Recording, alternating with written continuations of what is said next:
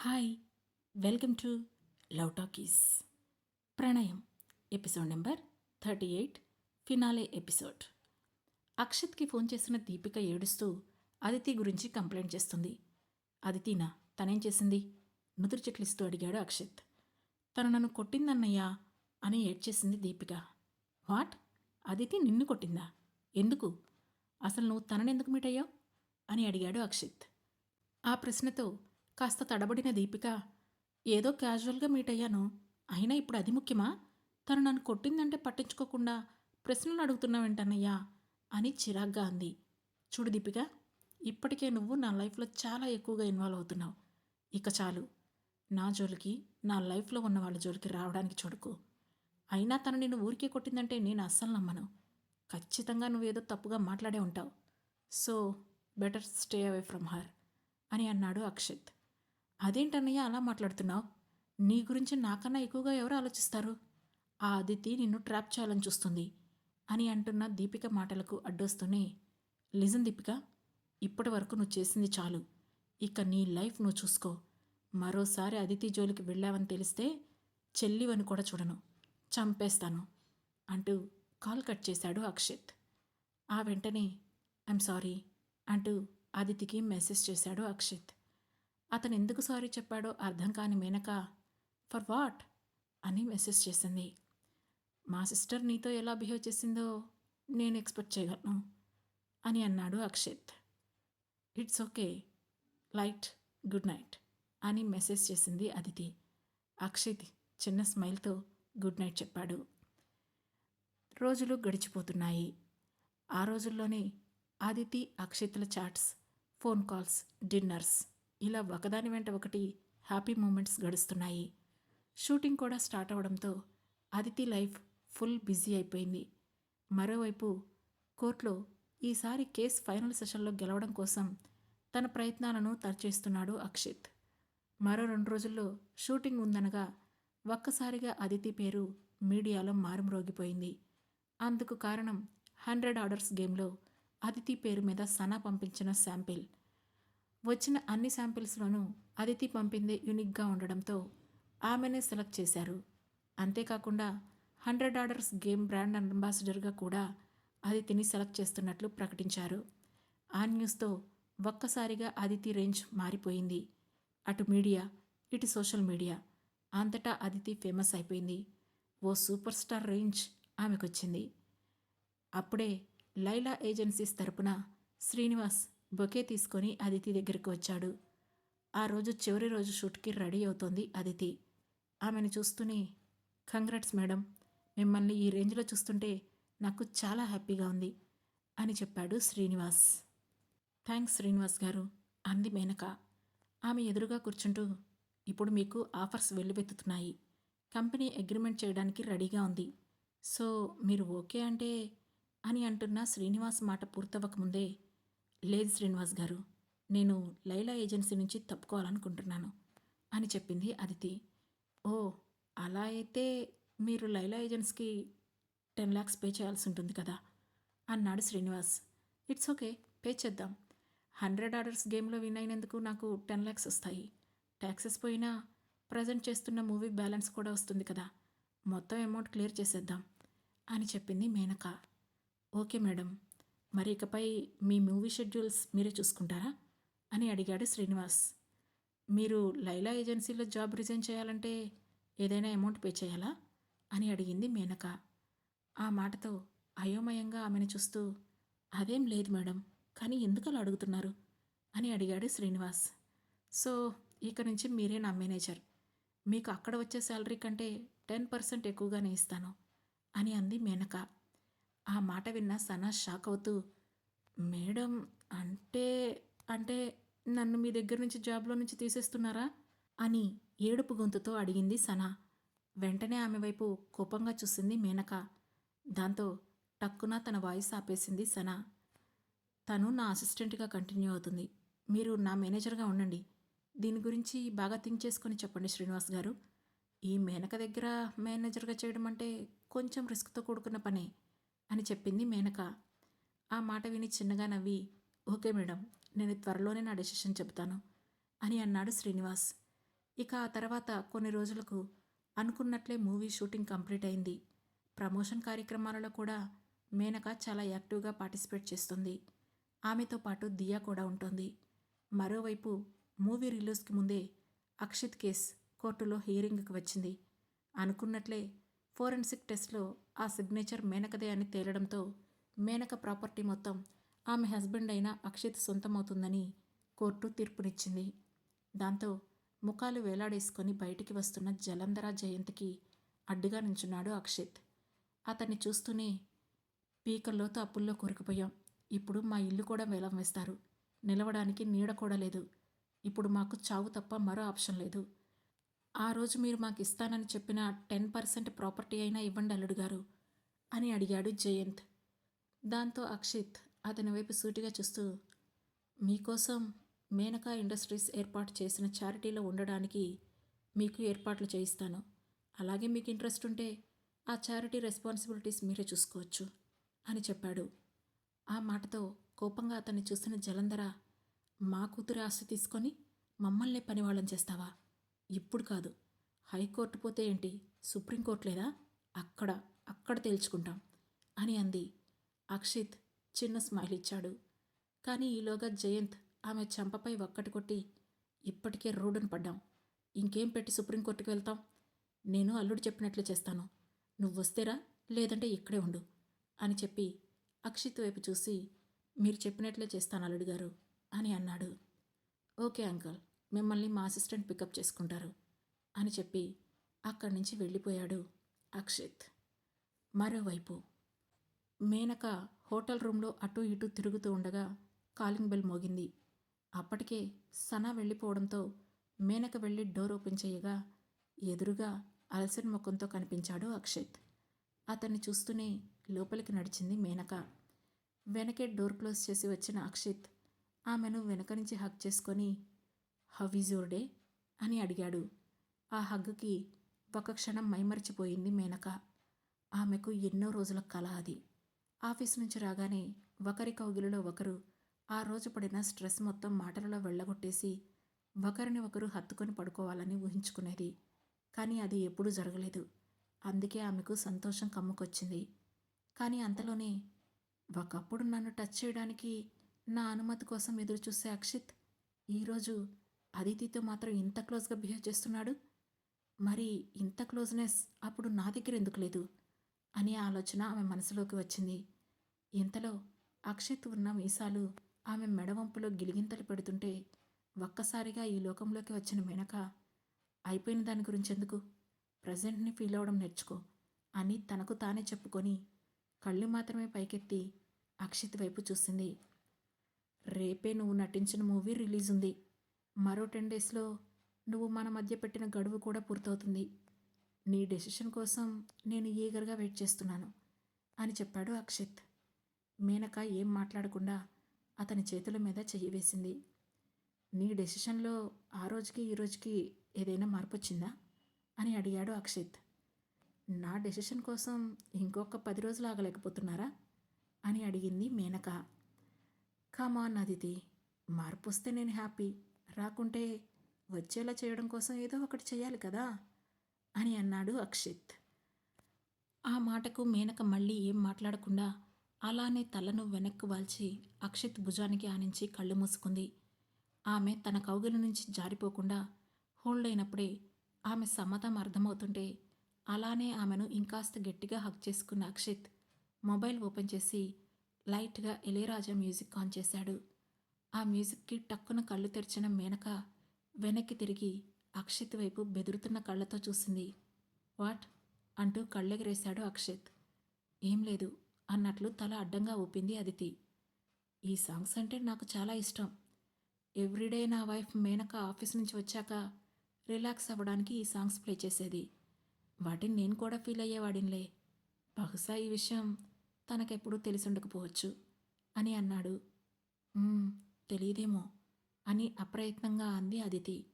Yes అంటూ ఆమె నడుము చుట్టూ ఉన్న తన చేతిని టైట్ చేసి మరో చేతిని ఆమె హెయిర్లోకి పోనించిన అక్షిత్ మెల్లగా ఆమె దగ్గరకు వెళ్ళాడు. అతనేం చేస్తున్నాడో అర్థమైన మేనక వెంటనే అతన్ని వెనక్కి నెట్టేసింది.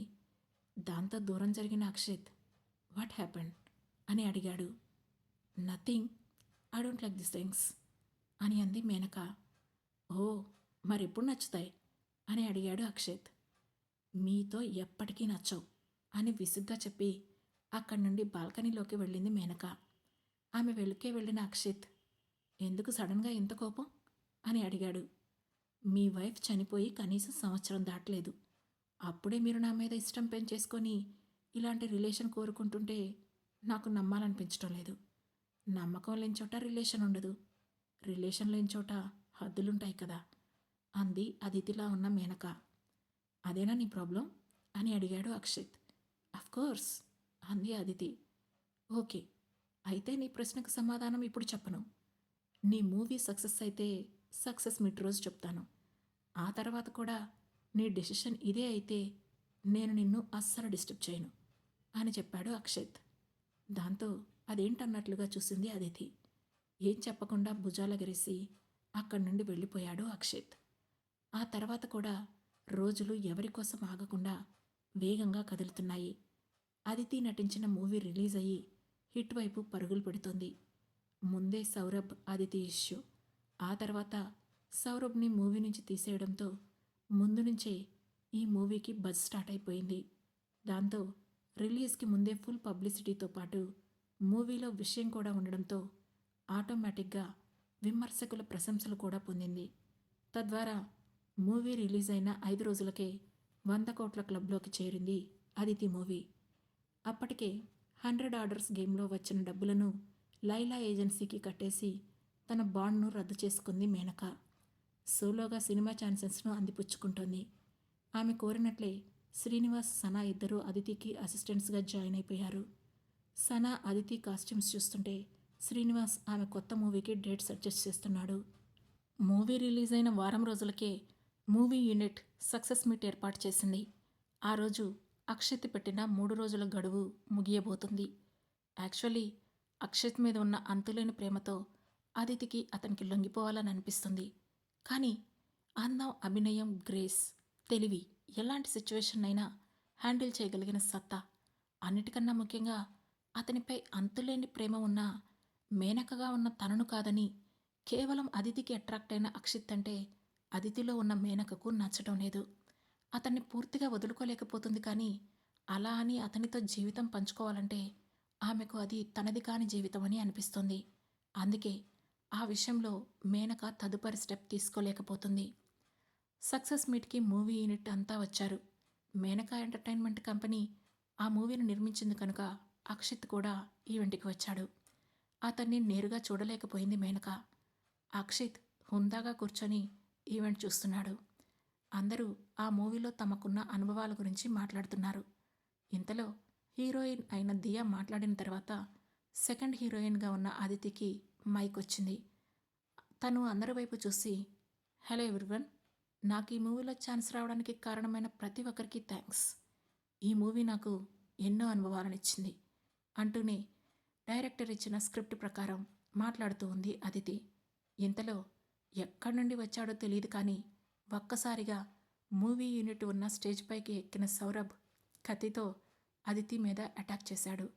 అప్పటికే రియాక్ట్ అయిన అక్షిత్ మేనకా అని అరుస్తూ అదితికి పొడవబోయిన కత్తిని పట్టుకున్నాడు.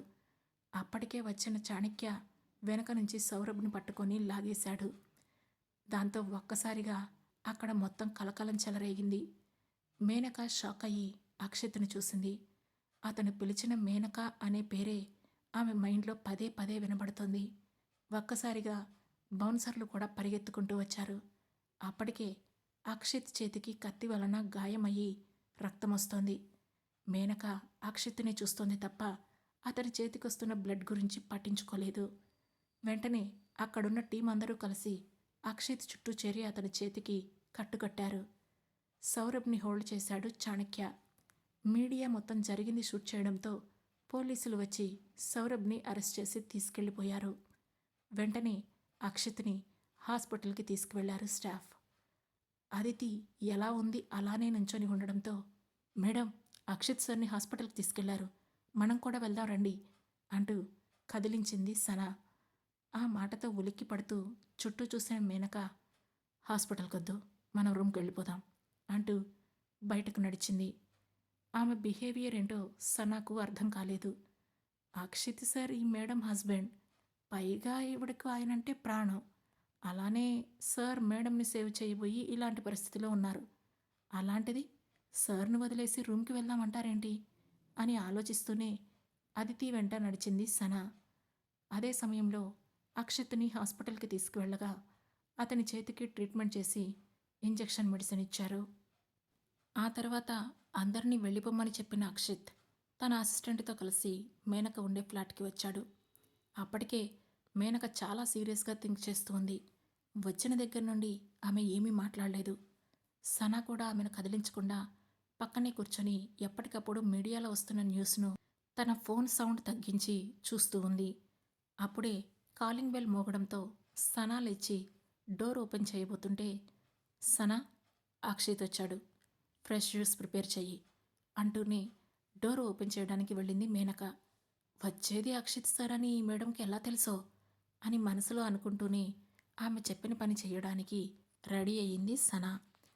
మేనక డోర్ ఓపెన్ చేయగానే ఎదురుగా నవ్వుతూ కనిపించాడు అక్షిత్. కానీ అతని కళ్ళు భారంగా నీరసంగా ఉన్నాయి. అతని షర్ట్ పట్టుకొని కోపంగా లోపలికి లాగిన మేనక డోర్ క్లోజ్ చేసి కళ్ళ నిండుగా నీళ్లతో దెబ్బ తగిలిన అతని చేతిని పట్టుకుంది. ఆమె కళ్ళలోకి చూస్తూ, నీ కంట్లో కూడా నీళ్ళొస్తాయా మేనక మేడం అని చిన్న స్మైల్తో అడిగాడు అక్షిత్. ఆ మాటతో అతని షోల్డర్పై చిన్నగా కొట్టింది అదితి. ఇంతలో సనా జ్యూస్ తెచ్చి ఇద్దరికి ఇస్తూ, ఇప్పుడు మీ చేతికి ఎలా ఉంది సార్ అని అక్షిత్ని అడిగింది. ఫైన్ సనా అని చిన్న స్మైల్తో జ్యూస్ తీసుకున్నాడు అక్షిత్. ఆ తర్వాత, మేడం నేను వెళ్తున్నాను, మీరు మాట్లాడుకుంటూ ఉండండి అంటూ సనా వెళ్ళిపోతుంటే డోర్ క్లోజ్ చేయడానికి వెళ్ళింది మేనక. ఆమె వైపు చూసి, ఈ రోజు నుంచి మీ జీవితంలో ప్రేమతో నిండిన రాత్రులు గడపాలని కోరుకుంటున్నాను మేడం, ఆల్ ది బెస్ట్ అని చెప్పింది సనా. ఆ మాటతో సీరియస్గా ఆమె వైపు చూడాలి అనుకున్నా కూడా మేనక ముఖం వద్దు అన్నట్లు సిగ్గుతో ముడుచుకుపోయింది. సనా నవ్వుతూ వెళ్ళిపోగానే డోర్ క్లోజ్ చేసి వెనక్కి తిరిగిన మేనకకు అక్కడ అక్షిత్ కనిపించకపోవడంతో అతన్ని వెతుక్కుంటూ బాల్కనీలోకి వెళ్ళగా జ్యూస్ సిప్ చేస్తూ బయటికి చూస్తూ నించున్నాడు అక్షిత్. అతన్ని చూస్తూనే వెనక నుండి వెళ్ళి హగ్ చేసుకుంది మేనక. కట్టుకట్టి ఉన్న అతని చేతిని ఆమె చేతి మీద వేసిన అక్షిత్, నీకోసం నాకు దెబ్బ తగిలితే గానీ నా ప్రేమ నీకు అర్థం కాలేదా అని అడిగాడు. అతను అలానే హత్తుకొని, నేనే మీ మేనకనని మీకెలా తెలుసు అని అడిగింది. ఆ మాటతో వెంటనే ఆమె వైపుకు తిరిగాడు అక్షిత్. మీరు ఉదయం సౌరభ్ అటాక్ చేసినప్పుడు మేనక అని అరిచారు, అవునా కాదా అని అడిగింది మేనక. ఆ మాటతో చేతిలో ఉన్న గ్లాసును పక్కన పెట్టి ఆమె చెంపపై నెమ్మదిగా చేయి వేసి, నువ్వు మేనక అని నేను తెలుసుకున్నందుకు నన్ను యాక్సెప్ట్ చేస్తున్నావా, లేదంటే నీకోసం దెబ్బ తగిలించుకున్నందుకు నన్ను యాక్సెప్ట్ చేస్తున్నావా అని అడిగాడు అక్షిత్. షడప్ అక్షిత్, నేను అడిగిన దానికి సమాధానం చెప్పండి, నేనే మేనక అని మీకెలా తెలుసు అని అడిగింది మేనక. ఆ ప్రశ్నకు సమాధానం చెప్పకుండా, నువ్వింత చనువుగా ఏకవచనంతో పిలుస్తుంటే చాలా బాగుంది అని అన్నాడు అక్షిత్. ఆ మాటతో సీరియస్గా అతన్ని చూసింది Menaka. Okay okay, cool. Actually ఆ రోజు మొదటిసారి నేను శ్మశానంలో చూశాను. నేను నా భార్య మేనక సమాధి దగ్గరకు వెళ్ళినప్పుడు నువ్వు గ్రీన్ కలర్ రోజెస్ పెట్టి వెళ్ళడం గమనించాను. అప్పుడే నువ్వే మేనక అని అనుమానం కలిగింది. ఎందుకంటే మేనక చాలా డిఫరెంట్. ఆమెకు ఆ గ్రీన్ రోజెస్తో ఉన్న అటాచ్మెంట్ ఏంటో నాకు బాగా తెలుసు. వాటి గురించి నాకు తప్ప వేరే ఎవరికీ తెలిసే ఛాన్సే లేదు. సో ఆ ఫ్లవర్స్ పెట్టేది మేనక లేదా నేనే అయి ఉండాలి. నేను పెట్టలేదు కాబట్టి అది మేనకే కావాలి. కానీ మేనక చనిపోయింది. మరి ఆ రోజెస్ గురించి నీకెలా తెలిసింది? ఆ డౌట్తోనే నీ గురించి ఎంక్వైరీ చేశాను. అప్పుడే తెలిసింది, నా భార్య చనిపోయిన రోజు అదితి కూడా అదే హాస్పిటల్లో అదే ముందున్న రూమ్లో ట్రీట్మెంట్ తీసుకుంది అని. కానీ నా అనుమానాన్ని అంత తేలిగ్గా నమ్మలేకపోయాను. అందుకే నిన్ను దగ్గరుండి అబ్జర్వ్ చేయాలని ఒక మూవీ ప్లాన్ చేశాను. అందులో సెకండ్ హీరోయిన్గా నిన్నే సెలెక్ట్ చేశాను. ఆ తర్వాత నీ ప్రవర్తన రోజురోజుకి నాలో ఉన్న అనుమానాన్ని ఇంకా పెంచింది. ఎప్పుడైతే నువ్వు గ్లోరీ కంపెనీతో రాత్రికి రాత్రి డీల్ సెట్ చేశావో ఇక డౌటే లేదు, నువ్వే మేనక అని క్లియర్గా అర్థమైంది. నువ్వు నా దగ్గరికి వచ్చిన ప్రతిసారి నువ్వే నా మేనక అని మనసు చెబుతూనే ఉంది. బట్ అది ఎలా సాధ్యమైంది అంటే నేను కూడా క్లియర్గా చెప్పలేను అని అన్నాడు అక్షిత్. అంటే నేను మేనక అని తెలిసిన తర్వాతే నా వెంట పడ్డారా అని అడిగింది. కోర్స్, లేకుంటే ఎవరు వెంట పడితే వాళ్ళ వెంట పడే రోమియోని అనుకుంటున్నావా ఏంటి అని అన్నాడు అక్షిత్. అప్పటికే ఆమెలో ఏదో తెలియని ఉత్సాహం పొంగుతోంది. కానీ కంట్రోల్ చేసుకుంటూ, మరి గతంలో మీరు నాతో ఇంత జోవియల్గా ఎందుకు లేరు అని అడిగింది మేనక. ఆ ప్రశ్నకు సమాధానం నాకన్నా బాగా నీకే తెలుసు. అప్పుడు నువ్వు బలవంతంగా నా జీవితంలోకి వచ్చావని అనుకున్నాను తప్ప నిన్ను నీ ప్రేమను నేను సరిగ్గా అర్థం చేసుకోలేదు. అలా అని నీ మీద అప్పుడు కూడా నాకు ద్వేషం లేదు. నీ యాటిట్యూడ్తో నువ్వు నీ ఫీలింగ్స్ని బయటపెట్టలేదు. నేను కూడా నిన్ను అర్థం చేసుకోవడానికి ప్రయత్నించలేదు. అందుకే అలా జరిగిపోయింది. కానీ నువ్వు దూరం అయ్యాకే నీ విలువ నాకు తెలిసింది. నువ్వు లేని ప్రతి క్షణం నన్ను నేను మిస్ అయ్యాను. నువ్వు మళ్ళీ నా లైఫ్లోకి వస్తే బాగుంటుందని ఎన్నిసార్లు అనుకున్నానో తెలుసా? ఆ దేవుడు నా బాధ విన్నాడు. అందుకే నిన్ను మళ్ళీ నా కోసం పంపించాడు అని అన్నాడు అక్షిత్. అంతా విన్న మేనక కళ్ళ నుండి అప్పటికే కన్నీరు రాలుతుండగా, ఐఎమ్ సారీ అని పొడిగా అంది మేనక. ఎందుకు? నుదురు చిట్లిస్తూ అడిగాడు అక్షిత్. ఆ టైంలో కనీసం నీ ఒపీనియన్ కూడా అడగకుండా నీ భార్యగా నీ లైఫ్లోకి వచ్చాను, నిన్ను ఇబ్బంది పెట్టాను అని అంది మేనక. నువ్వు నా భార్యగా వచ్చినందుకు నేను ఎప్పుడూ ఇబ్బంది పడలేదు. కానీ నీ ప్రేమను చెప్పకుండా, నా ప్రేమను తెలుసుకోకుండా ఒకరికొకరం దూరంగా ఉండిపోయాం. అందుకే ఎక్కువగా ఇబ్బంది పడ్డాను అని అన్నాడు అక్షిత్. బట్ నాకు అప్పుడు ఎక్స్ప్రెస్ చేయడం రాలేదు అని అంది మేనక. అప్పుడే కాదు, ఇప్పుడు కూడా రాలేదు నవ్వుతూ అంటూ ఆమెను దగ్గరకు తీసుకున్నాడు అక్షిత్. ఇంతలో ఏదో గుర్తొచ్చినట్లు, అక్షిత్, ఇంకో విషయం, ఆ రోజు నాకు యాక్సిడెంట్ ఎలా జరిగింది? ఆ కారులో బాంబు ఎవరు పెట్టారు అని అడిగింది. ఇప్పుడెందుకు, జరిగిపోయింది కదా అంటూ మాట దాటేయాలని చూశాడు అక్షిత్. నో, చెప్పు, ఐ వాంట్ టు నో. ఇప్పుడు నువ్వు చెప్పకపోతే నేను తెలుసుకుంటాను అని అంది మేనక.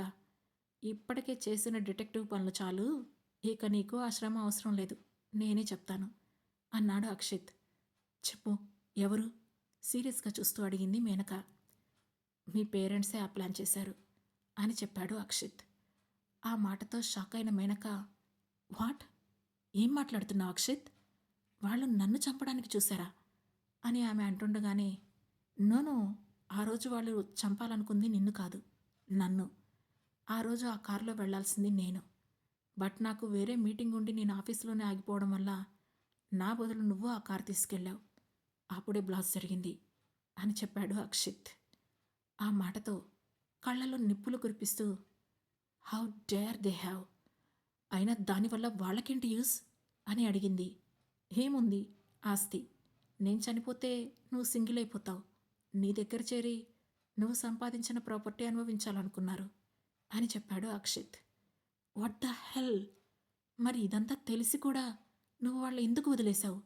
ఎంత ధైర్యం ఉంటే వాళ్ళు నిన్ను చంపడానికి ప్లాన్ చేస్తారు? ఇప్పుడే వాళ్ళ సంగతి తెలుస్తాను, వాళ్ళను జైల్లో పెట్టిస్తాను అని ఆవేశంగా అంది మేనక.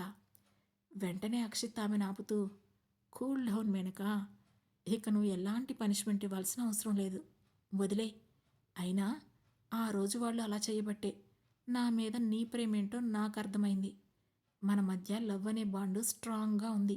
సో ఇక నీ ఆలోచనలతో వాళ్లకు స్పేస్ ఇవ్వకు. వాళ్ళు చేసిన తప్పుకి ఈరోజు వాళ్ళకంటూ ఏం లేకుండా చేశాం కదా, మన చారిటీలో అందరిలాగానే వాళ్ళు బ్రతికేలా చేశాను అని అంటున్న అక్షిత్ మాటలకు అడ్డొస్తూ, నిన్ను చంపాలనుకున్న వాళ్ళకి ఈ శిక్ష సరిపోతుందా అని అడిగింది మేనక. కోర్స్, చాలు. ఎందుకంటే ఎంత కాదన్నా ఈ క్వీన్ని నా లైఫ్లోకి వచ్చిందంటే కారణం వాళ్లే కదా, అందుకోసమైనా వాళ్ళ తప్పులన్నీ మన్నించొచ్చు అంటూ ఆమె నుదుటిపై ముద్దు పెట్టుకున్నాడు అక్షిత్. ఆమె అతని వైపు చూస్తూ, మనం మళ్ళీ పెళ్లి చేసుకుందాం అక్షిత్ అని అంది. ఓకే, ఈసారి ప్రేమగా ప్రతి మూమెంట్ను ఎంజాయ్ చేస్తూ పెళ్లి చేసుకుందాం అంటూ ఆమె తలకు తన తలను ఢీకొట్టాడు అక్షిత్. "ఉమ్," అంటూ చిన్నగా నవ్వింది మేనక. "మరి నీ సంగతేంటి? నీ యాక్టింగ్ కంటిన్యూ చేస్తావా? లేదంటే నా దగ్గర అసిస్టెంట్‌గా చేస్తావా?" అని అడిగాడు అక్షిత్. "ప్రస్తుతం యాక్టింగే కంటిన్యూ చేస్తాను. నాకు తన బాడీ ఇచ్చిన అదితికి పెద్ద హీరోయిన్ కావాలి అనుకుంది కదా, ఆమె కల నెరవేరాలి. టాప్ యాక్టర్గా ఓ వెలుగు వెలిగి ఆ తర్వాత నీ దగ్గర అసిస్టెంట్‌గా జాయిన్ అవుతాను" అని అంది మేనక. "మరి ఆ మధ్య యాక్టింగ్ వదిలేస్తాను, నా దగ్గర జాబ్ కావాలని అడిగావు కదా" అని అన్నాడు అక్షిత్. "అవును, అప్పుడు నీకు నా అవసరం ఉంటుందని అనుకొని నీ దగ్గర జాయిన్ అవ్వాలని అనుకున్నా. ఇక ఇప్పుడు ఆ అవసరం లేదు కదా" అంటూ అతన్ని అల్లుకుపోయింది మేనక. ఆమెను హక్ చేసుకొని ఎత్తుకున్న అక్షిత్ కొత్తగా చిగురించిన వాళ్ళ ప్రేమకి గుర్తుగా ఆమె పెదవులను అందుకున్నాడు. అలా వాళ్ళ లైఫ్లో మరో కొత్త ఆరంభం మొదలైంది. మేనక అదితిగా మూవీస్లో బిజీ అయిపోయింది. అక్షిత్ బిజినెస్ సక్సెస్ఫుల్గా రన్ చేస్తున్నాడు. వీలైనప్పుడు ఇద్దరూ తమ లైఫ్ను హ్యాపీగా గడుపుతున్నారు. ఈ కథ ఇంతటితో సమాప్తం. మా ఈ కథ మిమ్మల్ని అలరించిందని ఆశిస్తున్నాము. ఇక ముందు రాబోయే కథలను కూడా మిస్ అవ్వకుండా వినండి. అలా వినాలంటే వెంటనే మా లవ్ టాకీస్ ఛానల్ను సబ్స్క్రైబ్ చేసుకొని ప్రతి స్టోరీని లైక్ చేసి, షేర్ చేసి, కామెంట్ చేసి, హై పాయింట్స్ కూడా ఇచ్చి మమ్మల్ని సపోర్ట్ చేయండి. Thank you. Thanks for watching.